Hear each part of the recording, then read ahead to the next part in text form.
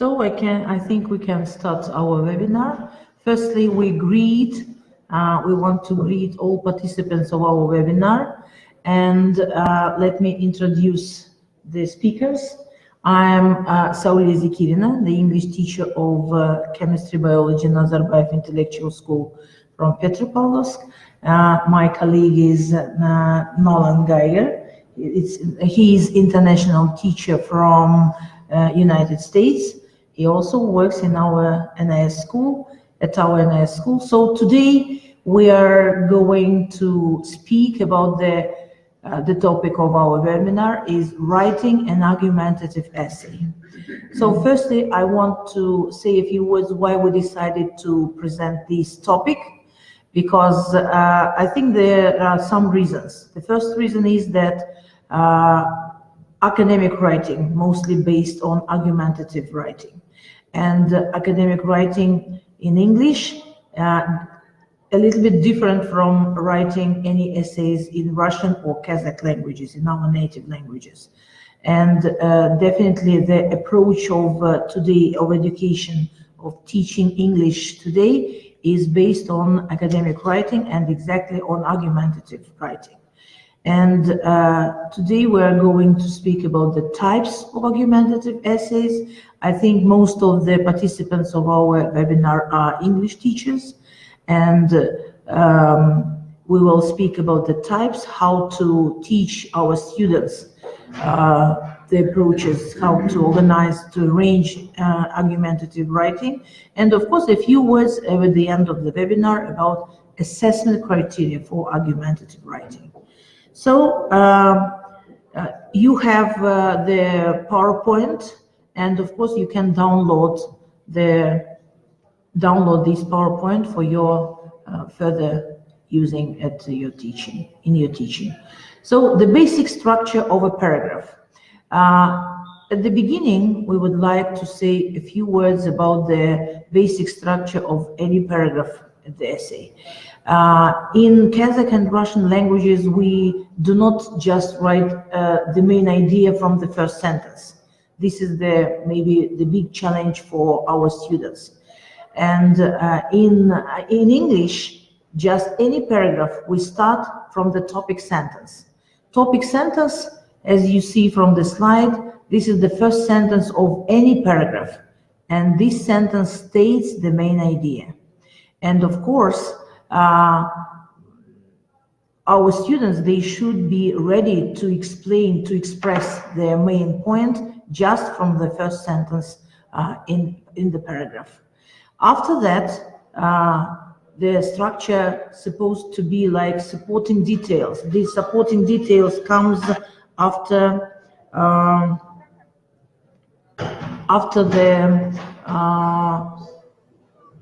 the body. Другой аудитории где-нибудь найдите. So, and supporting sentences usually meant to give specific details, to explain the topic sentence. All of them, they are given to elaborate the idea presented in your topic sentence. Here also we can give some examples, some facts to support our idea. And the final sentence in any paragraph, this is the conclusion sentence. We call it conclusion. Conclusion should summarize the main idea. And here we should use such instrument like paraphrasing. That's why our students should learn synonymic range of words and how to explain the same idea but in other words. And usually to make clear connection between the supporting details and the topic sentence. So this is the basic structure of any paragraph. Firstly, before speaking about the argumentative essay, we want to stop at this to clear out the basic structure of a paragraph. On the third slide, you can see the typical structure of a paragraph in general writing. And here you see this is the scheme or table, how to organize, how to arrange the paragraph, any paragraph in general writing. So after that, on the next slide, we are trying to, how to say, to explain, to give the example of a general writing paragraph, the blonde guitar. So we just colored the parts of the paragraph according to the structure of the paragraph, and you see that the first part of the paragraph in red color, this is topic sentence, expressing the main idea. My most valuable possession in an old, slightly warped blonde guitar, the first instrument I taught myself how to play. It's nothing fancy, just a Madeira folk guitar, all scuffed and scratched and fingerprinted. So, and then the idea is that he going to speak about his guitar, yes. And then he explained why this guitar is very important for him. And then he writes gives the description of the guitar. These supporting sentences, they are colored in blue. And if I will not read the whole part of this paragraph, but you can see that he describes why this guitar is, for example, in what shape it is, and why describe the form, the maybe the quality of sound. And after that, the conclusion sentence is given in green. Here, he summarized that it is not beautiful instrument because he described that it is old guitar, it is stretched down, and it is very, I would say it, with bramble of copper wound strings, chipped, gorged to gray, and so on. But it's not a beautiful instrument, but it still lets me make music, and for that I will always treasure it. So he again repeat the idea that this instrument is very important, is very significant for them, because he learned how to play with the guitar. So this is the vivid example how a general writing paragraph is organized. So, and now Nolan will tell you about the terminology of argumentative essay. So now we are passing to the exactly how to organize the argumentative essay. Okay, so firstly, with this slide, I would like to clarify just a few things. So we'd like to set out some terminology for the remainder of the webinar. We are going to be using terms like claims, as you see in red, reasons, evidence, and elaboration. And claims basically just means your argument, the conclusion to your argument. As for reasons, when we mention reasons, we are talking about the logical support that tries to prove or support your claim, which is the point that you are trying to argue for in any bit of argumentative writing. When we mean evidence, we could mean a variety of types of evidence, and we will mention some kinds of evidence as the webinar continues. But evidence essentially means proof or facts that help to support your claims. Lastly, we would like to just point out that there will be some parts of argumentative writing where we elaborate or we add extra details. As you'll see, this might be defining one's terms, that is to say, giving a definition to words that may be uncommon, or perhaps repeating a point which might be difficult for your reader to understand. Let's go to the next slide.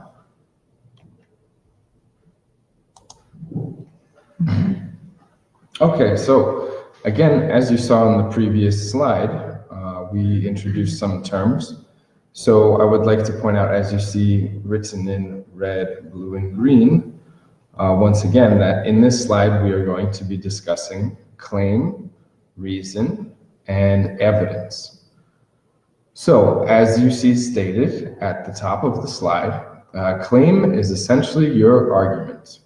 And I like how the slide explains this. It says, in other words, which again is restatement, as I mentioned on the previous slide. In other words, a claim is something that you want the reader to believe is true.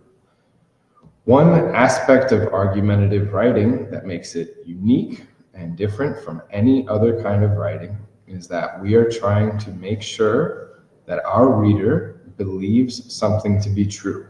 And that part of our writing we will refer to as the claim.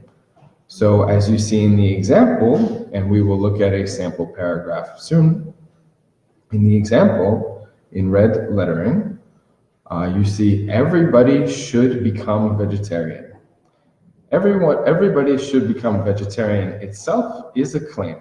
And the paragraph we will look at will have this as the claim, and all of the other writing, all of the other words in this paragraph are designed or said to support this particular claim. One thing to point out about claims is that they often contain should. It's something very important to point out to students when they're reading arguments, and it's something to remind them of. Whenever we are arguing, we often are going to use the word should. Not always, but often. Now, continuing on to reasons. So in our webinar, we're going to refer to reason as your logical support to your statement or to your claim. So a reason is whatever makes your claim strong. It's whatever helps you to convince the audience that what you are claiming is true. So for instance, you see here, in the example in blue and red lettering, it says everybody should become vegetarian. And in blue lettering, because it is healthier not having meat in your diet. So the claim, which is what the author is trying to prove, again, the claim is everybody should become vegetarian. And after that, after because, in blue is the chief reason, the main reason to become vegetarian, which is it is healthier not having meat in your diet. Lastly, a third part, but a very important part of arguments is evidence. So evidence is your proof. And as it says in the slides, if you do not have evidence, examples can be used. So you can take a look at the example below, and you'll see again, everybody should become vegetarian. In red, that is our claim. And the chief reason, the main reason that supports this claim is because it is healthier not having meat in your diet. Everything that follows, and we'll look at this some more, everything that follows are pieces of evidence that are designed to convince me, to make me think, yes, indeed, it's not healthier, and I should, just like everybody else, become vegetarian. Let's move to the next slide. Okay. So on this slide, we just want to point out, which students often confuse, in the left column, we have reasons. In the right column, we have evidence, facts, and/or examples. So in the left column, for instance, boats are a more comfortable means of transport. Boats are a more comfortable means of transport. Now, what would be a type of evidence or a fact to support the reason that boats are a more comfortable means of transport? Well, as you see on the right, you are not tied down to staying in your seat. So here the author wants to say the evidence for why boats are a more comfortable means of transport is because you are not tied down to your seat. So they are contrasting actually cars with boats. In cars, we are tied down to our seat, so it's not as comfortable. Whereas boats, as the author is trying to argue, boats are more comfortable because you are free to sit as you like. A second reason that we will compare to a piece of evidence, so boats are a cheaper form of transport, as you see in the left in the second example. Boats are a cheaper form of transport. Now, what is a fact or a piece of evidence or an example to prove this? Well, boat tickets are generally less expensive than a plane ticket. So again, here what the author wants to do in these two statements is they want to prove that boats are a cheaper form of transport. And what do they cite? What do they show us to prove that it is a cheaper form of transport? They cite the fact that boat tickets are generally less expensive than a plane ticket, which is quite expensive. Lastly, another comparison of reason and facts, or reasons and examples, is that boats are safer. So let's see what the author has. Why would someone say boats are safer? Well, the fact to support it is that there are fewer accidents on boats than cars or planes. So these examples, you can do these with your students. You can create activities to make them analyze the difference between reasons and facts, which students actually often confuse. Let's move to the next slide. Okay. So as you see here, we want to introduce one more element, and I will read this paragraph aloud and comment on it. So we still want students to use the basic structure of a paragraph.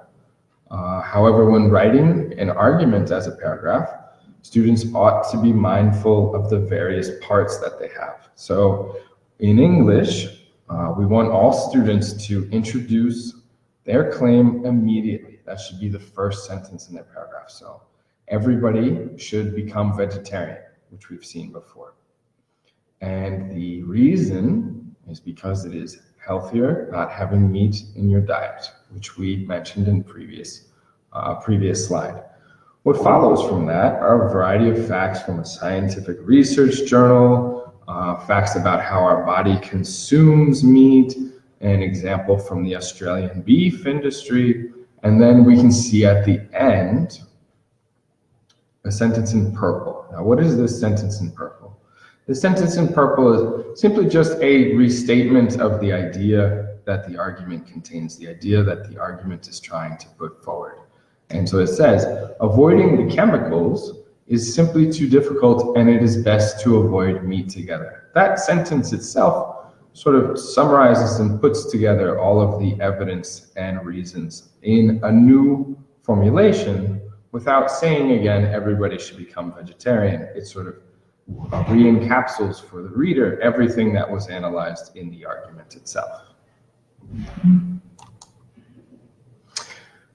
At this point, we would like to introduce you to a few types of argumentative essay, and there are many types. However, when students are moving into the intermediate level, say, of English or any language, they will begin to start to write these forms of essays. So an opinion essay, a for and against essay, and a problem solution essay. These are three very common forms of essay. So the first opinion essay, this is where, as it says in the second sentence, your purpose is to present a rationale that strengthens your point of view on a topic. So the student or a person writing an opinion essay has this one opinion, which again would be a claim, that they would like to support throughout the entirety of their essay. In a for and against essay, for and against essays are difficult for students, and it's important to point out that for and against essays are not personal. So what's meant by that is this: whereas in an opinion essay, I try to argue for a belief I have or something I want someone to think is true. In a for and against essay, I don't necessarily have to say my personal beliefs or what my opinion is. Rather, I am discussing an issue that has two or more different viewpoints. Should one be a vegetarian or not? For and against, let's discuss. Here are some of the pluses. These are the advantages for being a vegetarian. Here are some of the minuses or negatives of being a vegetarian. And the author doesn't have to say if they want to be vegetarian or they are vegetarian. Lastly is the problem solution essay. This essay simply is just an extrapolation or explanation of how a problem works. What are some of the aspects or causes of the problem? what are some details or things that are happening in the world that are related to this problem. And then the student will try to argue for the solution to this problem. That is, most of their evidence and reasons will be made in an effort to try to prove that they themselves have a good or possibly the best solution to such a problem. Mm-hmm. So, as Nolan has mentioned just now, these three types of argumentative essay are the most common. And if we speak deeply, separately about each type of essay, it could be a separate webinar, but we will try to give the common, our recommendations or instructions or our approaches how to write these essays.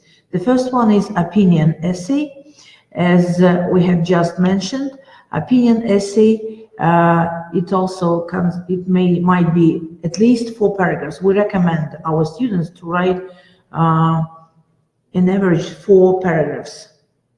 The first paragraph, usually it is about the thesis, includes thesis, we call it introduction, where we are trying to express our personal opinion on a statement, on a topic, on any topic. The second and the third paragraphs, usually main body consists of 2 paragraphs. Here we give the reasons, why do we think so, and the supporting sentences to support our opinion, usually.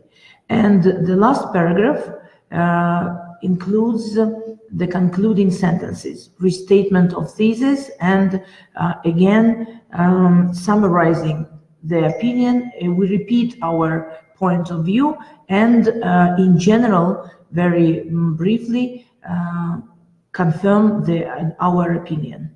This is the structure of opinion essay. So here, for example, we again give you in color how to construct the essay, how to write, what sentences could be written in each part of the opinion essay. The first paragraph, here we have the general statement on the topic. This example is about the technology. Using technology is over increasing event in a modern world, and whether the opinion is some debate how significant the role of it should play in class, and whether it is eventually replace human beings, teachers, completely. And it is unlikely that technology will completely replace the teacher in the classroom. This is the idea, and the author is analyzing both inabilities of technologies, driving teacher to discipline students in a classroom, as well as the robotic teachers, hindrance to students' learning process will show this. So the idea is clear. Whether will in future robots replace teachers in the classroom, and in the main body, firstly we can use the linking words. Firstly, secondly, if we sometimes you can write the more reasons, but the general approach is write no more than I think 2 for students, for our students, for intermediate students, to write 2 reasons mostly. So teachers powered, and the first reason is teacher powered the artificial intelligence would have little to no control over its students. And then they give the example, why do they do they think so? Why it is the reason? The second paragraph gives the second reason, describe the second reason that robotic teachers would disrupt a student's learning process, in effect slow a student's ability to absorb information from lessons. And again, they give the example that kids, they require motivation to be taught effectively, and robots, they cannot maybe express psychological side of the teaching.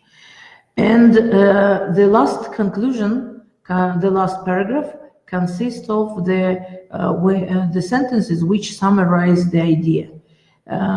So here, firstly, again, they restate the topic of the essay. This restatement is written in green, highlighted in green, and then again their opinion. Thus, it is clear why the idea of having a class run entirely by a machine is misguided and unlikely. So the author, he does not support maybe the idea that robots can replace human beings completely in the classroom. And then this is the, in general, we try to show you how the opinion essay is organized. So, and the next essay is writing for and against. Mr. Nolan? Okay, so as I said before, with writing for and against essays, the students will be producing an argument. It doesn't have to be their beliefs. As you see here, two things that we would like to point out. Well, rather one aspect of these essays we would like to distinguish from others is namely if you look at the main body section. So students will introduce the claim, which is you could say that it is the issue. So they will state what the purpose of the essay is. They will say whether or not this is about robots being in schools or not, about being a vegetarian or not, about doing more exercise or not. It doesn't matter what the issue is, rather it just simply has to be an issue for which there are at least two sides. As you see in the main body, the second paragraph will be arguments for the claim. So let's say the argument is, the question is, should people become vegetarians? And it's a for and against essay. So the second paragraph may actually be, hold on, go back just one second. The second paragraph might be arguments for the claim that people should become vegetarians. The third paragraph will be a claim about why about why people shouldn't become vegetarians. So as you see in the main body, one paragraph for the claim, one paragraph against the claim. Again, as I said before in previous slides, there does not have to be a personal opinion. There does not necessarily have to be recommendations. It's just the student themselves are thinking about an issue, a problem, and they are telling us about both of these sides and the arguments on both of these sides. Let's move to the next. Okay, the next. Okay. So here we have an example of a for and against essay. So what are the issue is, what are the advantages and disadvantages of traveling by boat? In this essay, as you see, it says, discuss both sides and then come to a conclusion. This is a particular type of for and against essay where the students will discuss both sides and then actually give a conclusion, presumably their own opinion on the issue. Some for and against essays don't require a conclusion to be made. They just simply must discuss both sides and summarize the issue between both sides. As you see here, we want to bring your attention to the end of the introduction, and this is a way of signaling to the reader what the essay will be about. In green, it says, this essay will discuss both the benefits and drawbacks of using this means of transport. Notice that in this introduction, it doesn't say, I am for using this means of transport. I am for traveling by boat. I am against traveling by boat. Rather, in this type of essay, we want our students to simply introduce the issue and then tell the reader, as is stated in green, tell the reader what will be discussed in the essay itself.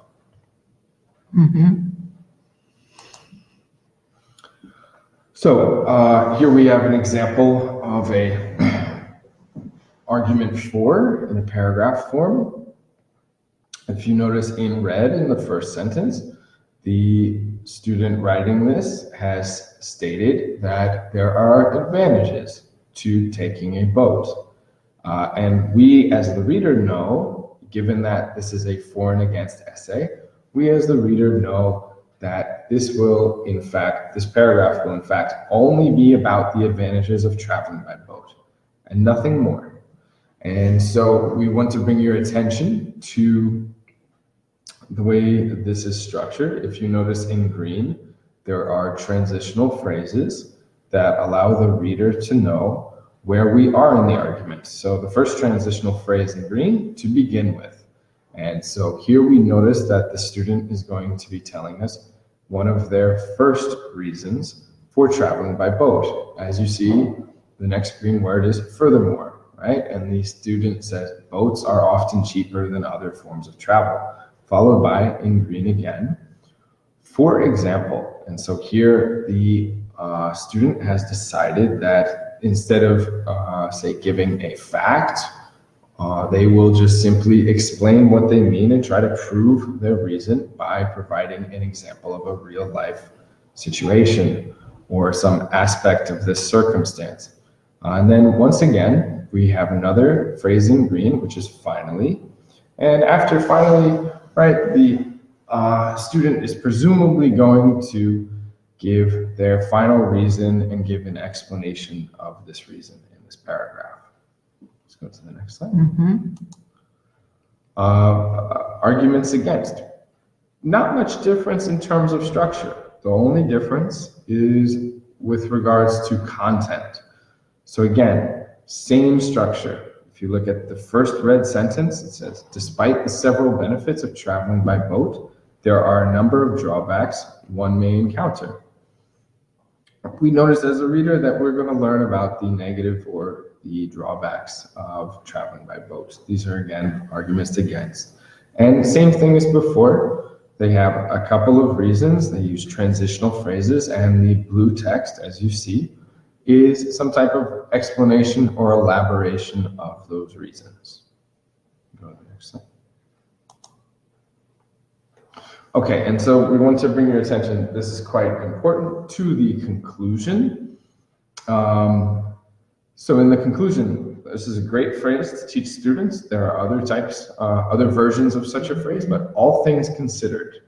Again, we want students at the end of a for and against essay to be wrapping things up and taking into perspective or taking into account everything that has been said. They then continue, all things considered, they say, although there are some disadvantages to traveling by boat, which is a very common conclusion to a for and against essay, they admit one side that is for or against. The student says in light blue here, I believe it is a very enjoyable experience. And so they have sided with traveling by boat in a positive way. After that, the student has given some of the reasons for it and some of the reasons against it to summarize the main points for and against traveling by boat. So the next type of argumentative writing is problem solution essays. And you see from the structure of argumentative essays, it depends what is the aim of the essay. If we are going to speak about the for and against reasons, arguments, we write these the paragraphs of the main body according to the task. Here, if we have some problem solution essays, definitely we have to write in the main body about the problem, one paragraph about for each problem, and the next paragraph, of course, we can discuss the solution of these problems. We can speak here about the suggested solution to each problem and the consequences, directly linked solutions to problems. It depends if you discuss one problem or maybe several problems, 2 or 3 problems. For each problem, you should write some suggestions, some ways how to find the solution for this problem. And the conclusion, the summary, here again, you summarize the ideas, and here in this last paragraph, directly or indirectly, you have to state your own opinion, whether you support which solution you support, and might be you say about the problem. So in introduction, it is necessary to say what are you going to discuss in this essay, what problems, name the problem, and very briefly mention about the solution and perhaps the consequences of this. So from this slide, you can see how the structure, how the essay could be structured if you describe problem and solutions. So, and the most important thing when you are going to write such types of essays, you have to brainstorm and to think, organize students thinking about solutions. Usually we name the problem and how can we solve this problem. There should be several ways how to decide the problem, find the solution of this. But from this suggested brainstorming, you have to choose one or two. Might be you have which way you think is the most essential, maybe more functional, maybe more important or acceptable to the decision of this problem.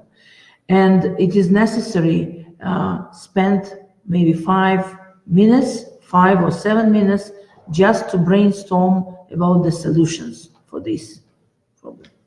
Have you anything to add? No? So, and on the next slides, we give the examples of the statements, of the essays about the solution. Here, for example, this essay, which we prepared for you as an example, this is again about the technology and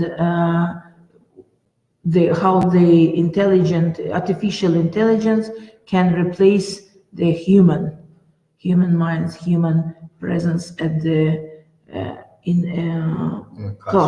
the classroom. Yes, in red again, we tried to explain the main idea, the thesis of the essay, and then in blue, these are the supporting sentences, the reasons and the evidences which help to extend the thesis, the topic. Main body consists again about out of two paragraphs. The first paragraph we name the problem, what kind of problem is presenting, and again each paragraph constructing of the topic sentence, of the supporting sentence, and the concluding sentence, or the elaborating sentences.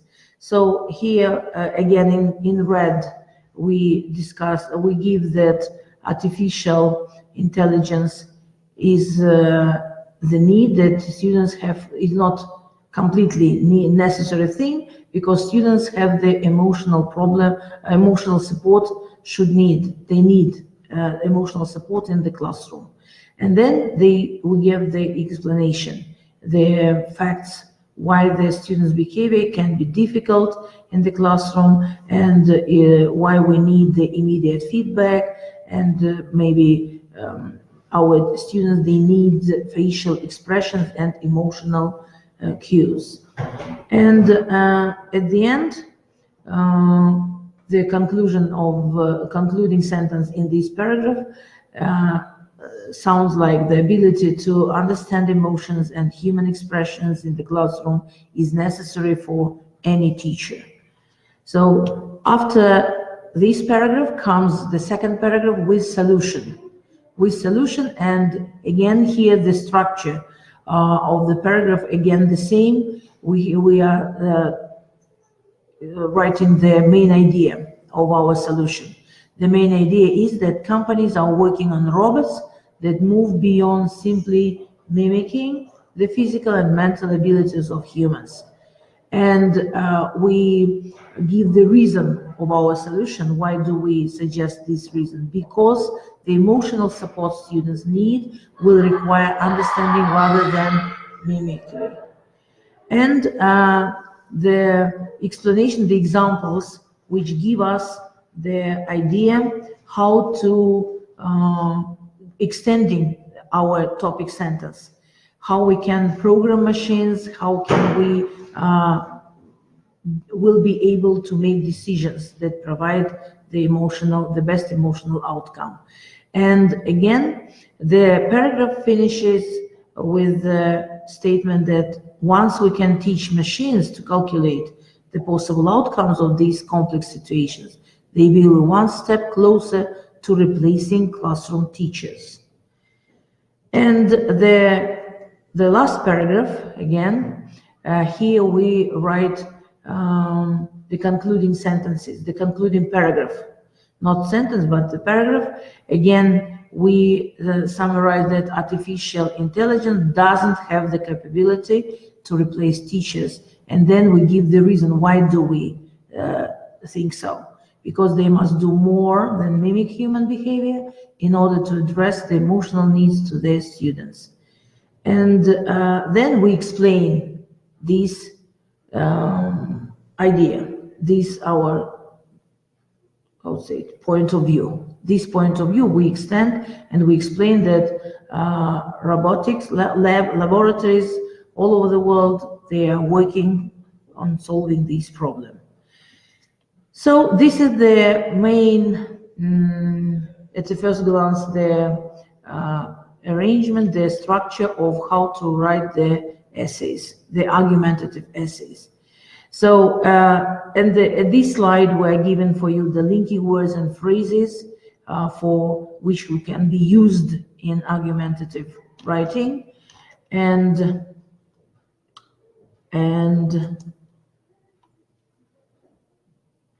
of course, all the essays that our students are writing, we should have assess.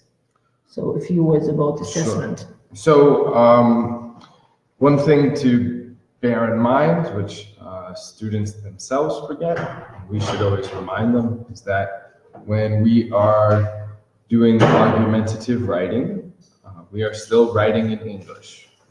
Or in Russian, or in Kazakh. We're still writing in a given language. And so we want to make sure that students understand we're not just looking at their essays and looking to see if they are convincing or if they have presented one side better than another, or if they have said something that is true. We are still trying to assess and help them in their writing. So we want to make sure that whenever we are looking to assess students when they write arguments, we still want to mark them and give them feedback according to content. One thing to bear in mind is that the different essay types, for and against, opinion essay, they require certain types of content, and students in the beginning will actually have difficulty distinguishing a for and against essay from, say, an opinion essay. So we want to bring their attention to that. Moreover, style. Students are very used to arguing. They argue all the time. They argue with friends, parents, they argue online. However, they sometimes forget that when we write argumentative essays, we want to write in a formal or academic language, a formal or academic register. And so we want to make sure that when we give students feedback or mark their essays, argumentative essays, that they are writing in the appropriate register of language. That is, they're writing in a formal or academic register. Moving on, coherence and cohesion. This is one of the greatest difficulties as a teacher when you're reading argumentative essays. Sometimes we ourselves get lost in our students' essays, and that's because our students are not taking advantage of the various linking words that a language has given them. So it doesn't matter what language you're writing in, as long as there is an academic way of writing in that language, there will be appropriate linking words for explaining and arguing for one's claim. So we want to make sure, as you saw in the previous slide, we introduce students to these various transitional phrases and linking words so that they are able to keep their reader on track and focused on their writing. And lastly, grammar, syntax, vocabulary. As is always the case with respect to writing in a given language, we want to make sure that students are still following syntactical and grammatical forms properly. It does make a big difference if you're writing an argument. For instance, the verb tense, it being either past, present, or future, will change the nature of one's claim or evidence. So this is actually a great time to convince students when they're writing arguments. It's a great time to convince students of the need to master certain grammatical forms. Lastly, vocabulary. Adverbs. I would like to point out adverbs. Adverbs, modal verbs, conditional sentences, these intermediate to upper intermediate constructions. As a teacher of English, these intermediate to upper intermediate constructions are absolutely necessary to give an informed argument and to sound like an educated person when we argue in an academic style.